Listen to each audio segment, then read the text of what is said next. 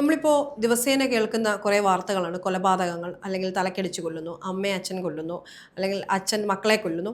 അപ്പോൾ അതിനോടൊപ്പം തന്നെ കിടപിടിക്കാവുന്ന മറ്റൊരു വാർത്തയാണ് ഈ സൈബർ തട്ടിപ്പ് എന്ന് പറയുന്നത്. ഇപ്പോൾ സൈബർ തട്ടിപ്പിലൂടെ അത്യാവശ്യം നല്ല പൊസിഷനിൽ നിൽക്കുന്ന വ്യക്തി, ഈവൻ ബാങ്ക് ഉദ്യോഗസ്ഥരുടെ പോലും പണം തട്ടുന്ന ഒരു കാലഘട്ടത്തിലൂടെയാണ് നമ്മൾ കടന്നുപോയിക്കൊണ്ടിരിക്കുന്നത്. അത്തരത്തിൽ ഓരോ ദിവസവും ഓരോ രീതിയിലും ഓരോ ഭാവത്തിലുമാണ് ഈ തട്ടിപ്പുകാർ പ്രത്യക്ഷപ്പെടുന്നതും നമ്മുടെയൊക്കെ പണം അടിച്ചുകൊണ്ട് പോകുന്നതും.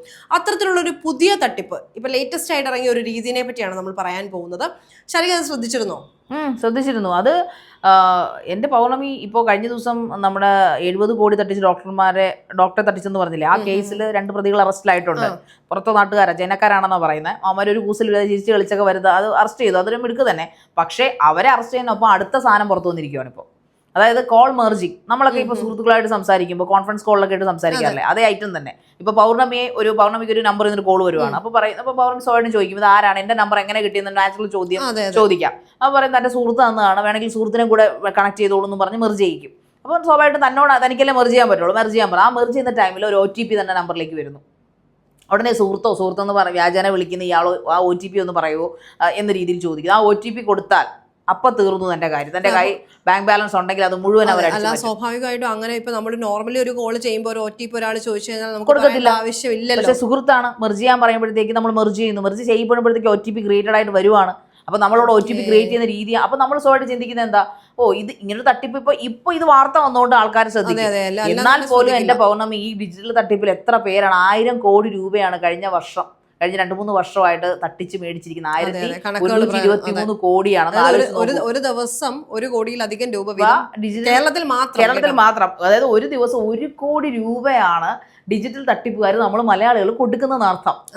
എന്തൊരു ബുദ്ധിയില്ലായ്മയാണല്ലേ മലയാളികൾ. ശരിക്കും എനിക്കൊന്ന് പൗർണമിയാണോ എനിക്കറിയില്ല, മലയാളികൾ ഇച്ചിരി ശുദ്ധത കൂടിപ്പോയത് കൊണ്ടാണോ, ഇച്ചിരി നന്മമരങ്ങളായതുകൊണ്ടാണോ, ആവശ്യമില്ലാത്ത കാര്യങ്ങളിലെല്ലാം ഇത്തിരി ശുദ്ധത കൂടുതൽ. അതുകൊണ്ടാവും ഏറ്റവും കൂടുതൽ മലയാളികളെ പൊട്ടന്മാരാക്കിക്കൊണ്ടിരിക്കുന്നത് അല്ലേ. ഏറ്റവും പ്രബുദ്ധരാണ്, സാംസ്കാരിക കേരളം, പറയുന്ന പോലെ സാക്ഷരത കേരളം എന്നൊക്കെ പറഞ്ഞിട്ട്. അല്ല, സ്വാഭാവികമായിട്ടും നമ്മളെ സംബന്ധിച്ചിടത്തോളം ശരിയാ ശ്രദ്ധിച്ചിട്ടില്ലേ, ഒരു ഓഫർ എന്ന് കേട്ട് കഴിഞ്ഞാൽ, അല്ലെങ്കിൽ ഒരു ഡിസ്കൗണ്ട് എന്ന് കേട്ട് കഴിഞ്ഞാൽ മലയാളികൾക്ക് അത് മതി.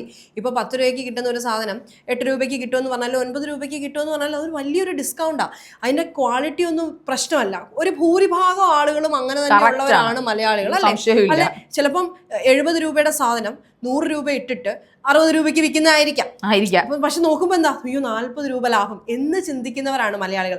അത് തന്നെ സെയിം അവസ്ഥയാണ് കൂടുതലും ഈ ഓൺലൈൻ തട്ടിപ്പുകളിലും സംഭവിക്കുന്നത്. അതായത് പണം തന്നാൽ ഇരട്ടിപ്പിക്കാന്ന് പറയുക, അല്ലെങ്കിൽ ഇത്രയും പണം നിക്ഷേപിച്ചാൽ നിങ്ങൾക്ക് തിരിച്ച് ഇത്ര കൂടുതലായിട്ട് കിട്ടും, അല്ലെങ്കിൽ ആദ്യം നിങ്ങൾക്ക് കുറച്ച് നഷ്ടം വരും, പക്ഷേ ഇത് ഇവിടെ ഇൻവെസ്റ്റ് ചെയ്ത് ഇത്ര നാൾ ഇട്ട് കഴിഞ്ഞാൽ. ഇപ്പോൾ സ്വാഭാവികമായിട്ടും ഇങ്ങനെയുള്ള കാര്യങ്ങൾ വിശ്വസനീയമായ രീതിയിൽ പ്രസന്റ് ചെയ്യുമ്പോൾ ആരാണെങ്കിലും വിശ്വസിച്ച് പോകും.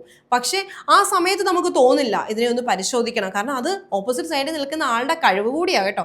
പിന്നെ കുറെ കാലം നമ്മൾ കേട്ടോണ്ടിരുന്ന ഡിജിറ്റൽ അറസ്റ്റ് ആയിരുന്നു, അല്ലെ? പോലീസുകാരെ വിളിക്കുന്നു. അത് ഈയിടെ ആ ഒരു തട്ടിപ്പിനെ പൊളിച്ചടിക്കാൻ മലയാളികളും, അല്ലെങ്കിൽ മലയാളി പോലീസുകാരും അടക്കമുണ്ട്. പോലീസുകാരെ പോലും തട്ടിപ്പിന് ഇരയാക്കാൻ ശ്രമിക്കുന്ന വ്യാജ പോലീസ്.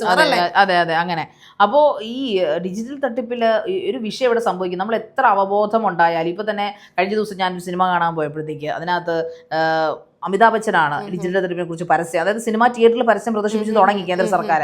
അതിനകത്ത് ഒരു കർഷകൻ ഫോൺ ചെയ്യുന്നു, നിന്റെ കൂട്ടുകാരനെ അറസ്റ്റ് ചെയ്ത് വീട്ടിൽ വെച്ചിരിക്കുക, പോലീസ് സ്റ്റേഷനിൽ വെച്ചിരിക്കുകയാണ്, നീ പെട്ടെന്ന് തന്നെ കുറച്ച് പൈസ എനിക്ക് ഇട്ട് തരണമെന്ന് പറഞ്ഞിട്ടുണ്ടെങ്കിൽ ഇയാൾ ഫോണിൽ വിളിക്കാൻ പോകുമ്പോൾ തന്നെ അമിതാഭ് ബച്ചൻ ചാടി വന്നിട്ട് ഭായി, അങ്ങനെ ഹിന്ദിയിലാണ്, പക്ഷെ നമുക്ക് മനസ്സിലാവും, അങ്ങനെ നീ വിളിക്കരുത്, വിളിച്ചാൽ ഇതിന്റെ കൂട്ടുകാരൻ എൻ്റെ കൂടെ ഉണ്ട്, അപ്പൊ നീ എന്താണ് ഇങ്ങനെ ചെയ്തതെന്ന് പറഞ്ഞപ്പോഴത്തേക്ക്, ഇല്ല, കൂട്ടുകാരന്റെ പേരിൽ നിങ്ങളെ പറ്റിക്കാൻ ശ്രമിച്ചതാണ് എന്നുള്ള വാർത്തകൾ. അമിതാഭ് ബച്ചനെയൊക്കെ വെച്ച് കേന്ദ്ര മന്ത്രാലയം അത് ചെയ്യണമെങ്കിൽ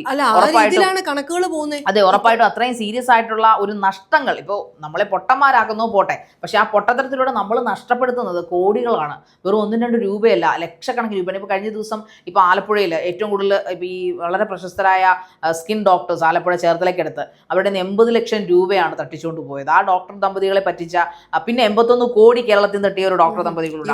ജഡ്ജിക്ക് വരെ ഈ അബദ്ധം പറ്റിയില്ലേ? അതെ, ജഡ്ജിയെ വരെ ശ്രമിച്ചു. അത് റിട്ടയർഡ് ജഡ്ജി. അങ്ങനെ തട്ടിപ്പുകളുടെ കേന്ദ്ര വിളനിലമായി മാറിയിരിക്കുകയാണ് ഇപ്പൊ കേരളം ഡിജിറ്റൽ തട്ടിപ്പുകളുടെ. ഇനിയിപ്പോ ഡിജിറ്റൽ ലോക്കറുകൾ ഉണ്ടാക്കേണ്ടി വരുന്ന ഒരു അവസ്ഥയിലേക്ക് മാറുവാന്ന് എനിക്ക് തോന്നുന്നു. ഇപ്പൊ ഒരു തട്ടിപ്പ് കഴിഞ്ഞു, ലേറ്റസ്റ്റ് ആയിട്ട് ഈ കഴിഞ്ഞ ആഴ്ച മാത്രമാണ്, എനിക്ക് ഹണി റോസിന്റെ വിഷയങ്ങളൊക്കെ ഉണ്ടായ ഒരാഴ്ച മാത്രമാണ് കൊലപാതകങ്ങളിൽ നമ്മൾ മുങ്ങിപ്പോയത്. അതിന് തൊട്ട് മുമ്പ് വരെയും ഈ പറഞ്ഞ ഡിജിറ്റൽ അറസ്റ്റിൽ കിടന്ന് കറങ്ങുകയായിരുന്നു നമ്മുടെ വാർത്ത. കാരണം ഒരെണ്ണം കഴിയുമ്പോൾ വേറൊരിടത്താണ്. ഒരുത്തൻ പരാതി കൊണ്ടുവരുന്നു, അപ്പോൾ ഇതേ മജിസ്ട്രേറ്റിന്റെ പരാതി, പിന്നെ ഡോക്ടറുടെ പരാതി, എഞ്ചിനീയറുടെ പരാതി, അത് കഴിഞ്ഞപ്പോൾ ജഡ്ജിന്റെ പരാതി, പോലീസുകാരുടെ, SP-യുടെ, IG-യുടെ ഒക്കെ പരാതി. ഇത് എനിക്ക് മനസ്സിലാവാത്തൊരു കാര്യം പറഞ്ഞു, ഇതെല്ലാം വാർത്തകൾ നമ്മൾ ചെയ്യുന്നുണ്ട്. അതുകൂടാതെ ചാനലുകളിൽ ഇരുന്ന് തോരെ ചർച്ച ചെയ്യുന്നുണ്ട്. ഇതൊക്കെ കേൾക്കാതെ ഇവർ എവിടെ പോയി ഇരിക്കുകയാണ്? നമ്മുടെ ഫോണിലെടുത്താൽ ഇപ്പോൾ ആദ്യം ഈ മറ്റേ പണ്ട് കൊറോണ കാലത്തായിരുന്നു നമ്മൾ ഈ വോയിസ് കേട്ടോണ്ടിരുന്നത് റിംഗ് ടോൺ ആയിട്ട്. ഇപ്പൊ ഹലോ സൈബർ തട്ടിപ്പിന് ഇരയാകാത്ത ചിലപ്പോഴൊക്കെ നമുക്ക് ഇറിറ്റേഷൻ വരിക, ഇത് എന്താ. പക്ഷെ ഇത് നമ്മൾ എന്തുകൊണ്ടാണ് അവർ അങ്ങനെ ഇൻസേർട്ട് ചെയ്തിരിക്കുന്നത്? നമ്മൾ ഒരിക്കലും ഇതിനെക്കുറിച്ച് ജാഗരൂകരാകാത്തത് കൊണ്ടാണ് കോടിക്കണക്കിന് ഒരു ദിവസം കേരളത്തിൽ നിന്ന് നമ്മുടെ സർക്കാർ ഖജനാവിൽ 10 പൈസ കാശില്ല, എന്നിട്ടും നമ്മുടെ കേരളത്തിൽ നിന്ന് ഡിജിറ്റൽ തട്ടിപ്പുകാർ കൊണ്ടുപോകുന്ന പൈസ എന്ന് വെച്ചാൽ 1 കോടി രൂപ. ആലോചിച്ച് നോക്കും ഒരു ദിവസം. അപ്പോൾ ആവറേജ് കണക്കായി പറയുന്നത് ഒരാളിൽ നിന്നില്ല, അല്ല പല പല വ്യക്തികളിൽ ഒരു എമൗണ്ട് ആണ് ഈ പറയുന്നത്. ഇങ്ങനെ തട്ടിച്ചുകൊണ്ട് പോകുന്നത്. അപ്പോൾ അടുത്തത് അവർ ഉടനെ തന്നെ ഡെവലപ്പ് ചെയ്ത് കഴിഞ്ഞിരിക്കുന്നു. അതെ, മെർജിങ് എന്നും പറഞ്ഞു. സ്വാഭാവികമായിട്ടും നമ്മളിപ്പോൾ വലിയ കാരണം ഇപ്പൊ ഡിജിറ്റൽ അറസ്റ്റ് തട്ടിപ്പാണ് നടക്കത്തില്ല എന്നുള്ള ഏറെക്കുറെ ഒരു ഐഡിയ വന്നപ്പോൾ അടുത്തൊരു ഘട്ടമായിട്ട് അങ്ങ് പോയി. എനിക്ക് ഇവർ മലയാളികളെയാണ് നോക്കി വെച്ചിരിക്കുന്നത് ഇപ്പോഴും. പിന്നെ ഓൺലൈൻ ഗാംബ്ലിങ്ങിലൂടെ ഒക്കെ ഇപ്പൊ തന്നെ എനിക്ക് തോന്നുന്നു ഈ സോഷ്യൽ മീഡിയ ഇൻഫ്ലുവൻസേഴ്സ് പലരും, ഞാൻ പേരുകൾ പറയുന്നില്ല, അവരും ഒക്കെ എനിക്ക് സൂപ്പി ലൂഡോ കളിച്ച് എനിക്ക് നേടാം, ഉണ്ട ചക്ക, ഞാനൊന്ന് കളിച്ച് നോക്കിയത് ഉള്ളത് ഞാൻ പറയാമല്ലോ. അതിനകത്തൊരു 10 രൂപ വരെ നമുക്ക് ഓഫർ തരും. ആ പൈസ ഇട്ടാ ഞാൻ കളിച്ചത് കേട്ടോ. ഒരു കളി കളിച്ചാൽ നമുക്ക് കിട്ടുന്ന പൈസ എന്ന് പറഞ്ഞാൽ ജയിക്കാൻ പാടാണ്, ജയിക്കുവാണെങ്കിൽ കിട്ടുന്നത് 0.1 1 പൈസ, 0.25 പൈസ, 25 പൈസ, അല്ലെങ്കിൽ 5 പൈസ, ഇതൊക്കെയാണ് നമുക്ക് അവർ കിട്ടുന്നത്. നമ്മളത് കളിച്ച് ആദ്യത്തെ 1-2 ഗെയിമൊക്കെ കളിച്ച് കഴിയുമ്പോഴത്തേക്ക് 10 രൂപ അങ്ങ് തീരും. അപ്പൊ നമുക്കൊരു അഡിക്ഷൻ വരും. അപ്പൊ നമ്മൾ എന്ത് ചെയ്യും? ഒരു 15 രൂപ അങ്ങോട്ടിടും. പിന്നെ അതിൽ നിന്ന് 1-2 ഗെയിം നമ്മൾ ജയിക്കുമ്പോൾ നമുക്ക് ചിലപ്പോൾ ഒരു 5 രൂപ അല്ലെങ്കിൽ 4 രൂപയൊക്കെ കിട്ടും. ഇതൊക്കെ കിട്ടത്തുള്ളൂ അതിനകത്ത്. പിന്നെ ഞാൻ ഓർക്കുമായിരുന്നു ഇവന്മാർ പിന്നെ കഴിഞ്ഞ ദിവസം ഒരു വളരെ ഫേമസ് ആയിട്ടുള്ള യൂട്യൂബർ വന്നിട്ട് ആക്രോശിച്ച് പറയുകയാണ്, പൈസ ഉണ്ടാക്കണമെങ്കിൽ സുപ്പിലൂടോ തന്നെ കളിക്കണം, എന്ത് അടിപൊളിയാണെന്ന് നിങ്ങൾക്ക് അറിയാവോ, എന്റെ കടബാധ്യതകളെല്ലാം മാറി. ഇങ്ങനെയുള്ള എന്തിനാണ് റോങ് ആയിട്ടുള്ള പരസ്യങ്ങൾക്കൊക്കെ ഈ ഇൻഫർമേഷൻ കൊടുക്കുമ്പോഴേക്കും എത്രയോ പേരാണ് ഇതിൽ പെട്ടുപോകുന്നത്. അവന് ചിലപ്പോൾ ആ പരസ്യം ചെയ്യാൻ വേണ്ടി കിട്ടിയിരിക്കുക ചിലപ്പോൾ 5 ലക്ഷമോ 10 ലക്ഷമോ ആയിരിക്കും. തീർച്ചയായും ഇത് കാണുന്നവന്റെ നഷ്ടം എന്ന് പറയുന്ന ഒരാളല്ല കാണുന്നത്, കോടിക്കണക്കിന് കേരളത്തിലെ ജനങ്ങൾ. ഒന്നാമതേ ദുർബല ഹൃദയരായ എന്റെ പൗർണമി, ഒന്ന് വിളിച്ചാൽ അപ്പ വിളി കേൾക്കുന്ന പാവപ്പെട്ട ഡിജിറ്റൽ പൊട്ടന്മാരാണ്. ജീവിത രീതിയും ഇതിനകത്തുണ്ട് കേട്ടോ. അതായത് ഏറ്റവും എളുപ്പത്തിൽ ഒരു രീതിയിലും എത്ര അധ്വാനിച്ചാലും കിട്ടുന്നതിനേക്കാളും കൂടുതൽ ഇത്രയും ഈസി ആയിട്ട് കിട്ടുമെങ്കിൽ അതൊന്ന് പരീക്ഷിച്ചുകൂടെ, 5-10 പോയാലും നമുക്ക് കിട്ടാൻ പോകുന്ന ഇത്രയാണല്ലോ എന്ന് ചിന്തിക്കുന്ന ആ ഒരു ചിന്താഗതിയുടെ പ്രശ്നം. അത് മനുഷ്യന്റെ ആ ഒരു സാഹചര്യവും ആ ഒരു ബുദ്ധിമുട്ടും മുതലെടുത്ത് ആ പർട്ടിക്കുലർ ആപ്ലിക്കേഷൻ കാശ് ഉണ്ടാക്കുന്നു, പാവങ്ങളുടെ കയ്യിൽ നിന്ന് തട്ടിച്ചോണ്ട് പോകുന്നു. അതേ പറയാനുള്ളൂ.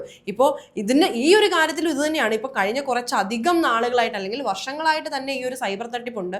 പിന്നെ കുറച്ച് വർഷങ്ങളായിട്ട് ഈ ഫേസ്ബുക്കിലൂടെ പണം ചോദിക്കുന്ന ഒരു ഇടപാടുണ്ടായിരുന്നു, ഫേക്ക് അക്കൗണ്ട്സ് തുടങ്ങിയിട്ട്. അപ്പം നമ്മൾ ഇതിൻ്റെയൊക്കെ വേരന്വേഷിച്ച് പോകുമ്പം മലയാളികളല്ല കൂടുതലെന്നല്ല, ഒരു 95% വെളിനാട്ടുകാരാണ് അല്ലെങ്കിൽ നോർത്ത് ഇന്ത്യൻസ് ആണ്. ഇതിനുവേണ്ടി ഒരു ശൃംഖല തന്നെ ഉണ്ടെന്നാണ് പോലീസുകാർ പറയുന്നത്. ഒരു വലിയ ഗ്രൂപ്പ് ഓഫ് പീപ്പിൾ, അവരുടെ ഒന്നും അടുത്ത് എത്തപ്പെടാൻ പോലും പോലീസിനെ കൊണ്ട് പോലും പറ്റത്തില്ല. അത്രയും വലിയ ശൃംഖലയാണ് അല്ലെങ്കിൽ ഒരു മാഫിയാണ് ഇതിന്റെ പിന്നിൽ പ്രവർത്തിക്കുന്നത്. അല്ലാതെ നമ്മുടെ കയ്യിൽ നിന്ന് നിസ്സാരമായിട്ട് 1 ലക്ഷം രൂപയോ 2 ലക്ഷം രൂപയോ 10 ലക്ഷം രൂപയോ കൊണ്ടുപോകുന്നത് മാത്രമല്ല, ഇത് എത്തുന്ന കരങ്ങളിൽ നിന്ന് എടുത്തു തരിക എന്ന് പറയുന്നത് നമ്മൾ വിചാരിക്കുന്നതിലും അപ്പുറം വലിയൊരു ടാസ്ക്കാണ്. അതെ അതെ അതെ. അത് മാത്രമല്ല, ഇപ്പോൾ അപൂർവങ്ങൾ, ഇപ്പോൾ ശരിയാണ് നമ്മുടെ ക്രൈം പോലീസ് അല്ലെങ്കിൽ സൈബർ ക്രൈമിൽ ഇരിക്കുന്നവരൊക്കെ വളരെ എഫിഷ്യൻ്റ് ആണ്. ഇവരിങ്ങനെ ബുദ്ധി വികസിപ്പിച്ച് ഓരോ തട്ടിപ്പുകൾ നടത്തുമ്പോൾ അപ്പുറത്തിരിക്കുന്ന നമ്മുടെ നിയമപാലകരും ബുദ്ധി വികസിപ്പിച്ച് അടുത്ത ആ തട്ടിപ്പിനെ പ്രതിരോധിക്കാൻ ശ്രമിക്കും തോറും ഇവരിങ്ങനെ കയറി പോയിക്കൊണ്ടിരിക്കുകയാണ്. അതാണ് ലേറ്റസ്റ്റ് ആയിട്ട് ഇപ്പോൾ വന്ന ഈ കോൾ മെർജിങ് തട്ടിപ്പിലൂടെ OTP സമ്പാദിച്ചുകൊണ്ട് നമ്മുടെ പൈസ നമുക്കത് ചിന്തിക്കാൻ പോലും സമയം കിട്ടില്ല. നമ്മൾ ആ കോൾ എടുക്കുന്നു, ജസ്റ്റ് ഒന്ന് സംസാരിക്കുന്നു, on the spot OTP just share ചെയ്യുന്നു. അപ്പം തന്നെ ഇപ്പോൾ വരുമാനം ഇൻകമോ ഒന്നും ഇല്ലാത്ത ഒരാളെ സംബന്ധിച്ചിടത്തോളം ഇത് കുഴപ്പമില്ല, പൊക്കോട്ടെ, അക്കൗണ്ട് കളഞ്ഞാൽ മതിയല്ലോ. എന്നാൽ അത്യാവശ്യം സാലറിഡ് പേഴ്സൺസോ അല്ലെങ്കിൽ ബിസിനസ്സുകാരൊക്കെ ആണെങ്കിൽ എന്തെങ്കിലും ആവശ്യത്തിനിരിക്കുന്ന പൈസയൊക്കെ ആണെങ്കിൽ ഒറ്റയടിക്ക് പോകും. കാരണം മലയാളികളുടെ പൈസ ഇല്ലെന്ന് പറഞ്ഞാൽ ഞാനിനി വിശ്വസിക്കുന്നില്ല പറഞ്ഞത്. കാരണം എന്ന് വെച്ചാൽ എങ്ങനെയാണ് പിന്നെ ഈ ഡിജിറ്റൽ തട്ടിപ്പുകാർക്ക് വീട്ടമ്മമാരുൾപ്പെടെ കോടിക്കണക്കിന് രൂപ കൊടുക്കുന്നതെന്ന് എനിക്ക് മനസ്സിലാവാത്ത. പൗർണമി ഇപ്പോൾ കേൾക്കുന്നില്ലേ, പല സ്ഥലങ്ങളിലും നമ്മുടെ കേരളത്തിന്റെ പല ഭാഗങ്ങളിലും ആത്മഹത്യകളും കൂടുന്നുണ്ട്. കാരണം അത് നമ്മൾ അതിൻ്റെ പുറകെ അന്വേഷിച്ചാലും ഇതെല്ലാം ഈ ഡിജിറ്റൽ തട്ടിപ്പിൻ്റെ പേരിൽ സംഭവിക്കുന്നതാണ്. ഈ വ്യാജ ലോൺ ആപ്പുകളിലൂടെ പെടുകയും പൈസയുടെ ആവശ്യമാണ്. മലയാളിക്ക് എപ്പോഴും പൈസയ്ക്ക് ആവശ്യമാണ്, പ്രത്യേകിച്ചും ഡോക്യുമെന്റ്സ് ഒന്നും ഇല്ലാതെ. പലിശ എത്രയും കൊടുക്കാം, പക്ഷെ ഞങ്ങൾക്ക് കയ്യിൽ അപ്പം തന്നെ കാശ് കിട്ടണം. അത് പലിശയുടെ അളവ് അവർ ചിന്തിക്കുന്നില്ല, അതുകൊണ്ട് കൂടി വരുന്നത് എമൗണ്ടും നോക്കുന്നില്ല. അപ്പോൾ അതുകൊണ്ട് തന്നെ ഇങ്ങനെയുള്ള ആപ്പിൽ ചെന്ന് പെട്ട് കഴിയുമ്പോഴത്തേക്ക് ആരോട് പറയും, ആരോട് ചോദിക്കും? വെള്ളത്തിൽ ഈ സമുദ്രത്തിൽ ഉപ്പ് കലക്കുന്ന പോലെയാണ്. കൊടുത്ത പൈസ ഒന്നും തിരിച്ചു കിട്ടാൻ പറ്റില്ല. ഇപ്പോൾ ലോൺ ആപ്പിലാണെങ്കിൽ പോലും പെട്ട് കഴിഞ്ഞാൽ ഭീഷണി ഭീഷണിയാണ്. ഒരുവിധപ്പെട്ട നമുക്ക് ദുരഭിമാനം ആവശ്യത്തിന് മലയാളിക്ക് ഉണ്ടല്ലോ, എല്ലാ പൈസയും വേണം താനും, എന്നാൽ ദുരഭിമാനോട്ട് വെടിയെത്തുമില്ല.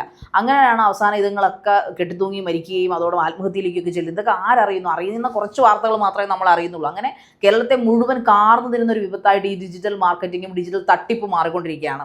ഇതിന് എന്തെങ്കിലും ഒരു അറിവ് ഉണ്ടാവണമെന്നുണ്ടെങ്കിൽ നമ്മൾ മലയാളികൾ സ്വയം ബോധവരായുടെ കാര്യത്തിൽ, കാരണം ഫോണിലൂടെ കുറേ ഹലോ ടൂൺ വഴി നിങ്ങൾ അങ്ങനെ ചെയ്യരുത്, സെലിബ്രിറ്റികൾ വന്നിട്ട് നിങ്ങൾ ഇങ്ങനെ ചെയ്തെന്ന് പറഞ്ഞാലൊന്നും മലയാളികൾക്ക് ബോധം വരത്തില്ല. മലയാളികൾക്ക് ബോധം വരുന്നുണ്ടെങ്കിൽ സ്വയം അവനവൻ്റെ വീട്ടിലുണ്ടായാൽ മാത്രമേ താങ്കൾക്ക് ബോധം വരുമെന്ന് പറഞ്ഞു കഴിഞ്ഞാൽ നമ്മുടെ ജീവിതം കട്ടപ്പോകാം. അതുകൊണ്ട് തന്നെ മലയാളികൾ സ്വയം ചിന്തിക്കേണ്ട കാര്യം, നമ്മൾ അധ്വാനിച്ചുണ്ടാക്കുന്ന പൈസ കണ്ടവർ ഡിസ്കൗണ്ട് തരാം, ദയവ് ചെയ്ത് ഡിസ്കൗണ്ടിൻ്റെ പുറകെയും ഡോക്യുമെൻറ്റേഷൻ ഇല്ലാത്ത ലോണിൻ്റെ പുറകെയും ഒന്നും പോകാതിരിക്കുക. ഇനിയെങ്കിലും ഈ കണ്ണും കാതും തുറന്ന് വല്ലപ്പോഴും ഒക്കെ ന്യൂസുകൾ കാണുക. എപ്പോഴും ന്യൂസ് ചാനലുകായ നമ്മൾ തുറന്നു വെച്ചിട്ടുണ്ട് ചർച്ചയായിട്ടല്ലേ, വല്ലപ്പോഴും ഒക്കെ ന്യൂസ് കാണുക. എന്നിട്ട് ഡിജിറ്റൽ തട്ടിപ്പിൽ നിന്ന് മാക്സിമം നിങ്ങൾ ഒഴിഞ്ഞു പോകാൻ നോക്കുക. ഇല്ലെങ്കിൽ കുടുംബം വിറ്റ് ആത്മഹത്യ ചെയ്യേണ്ടി വരുന്ന ഗതികളിലേക്ക് മലയാളികൾ മാറും.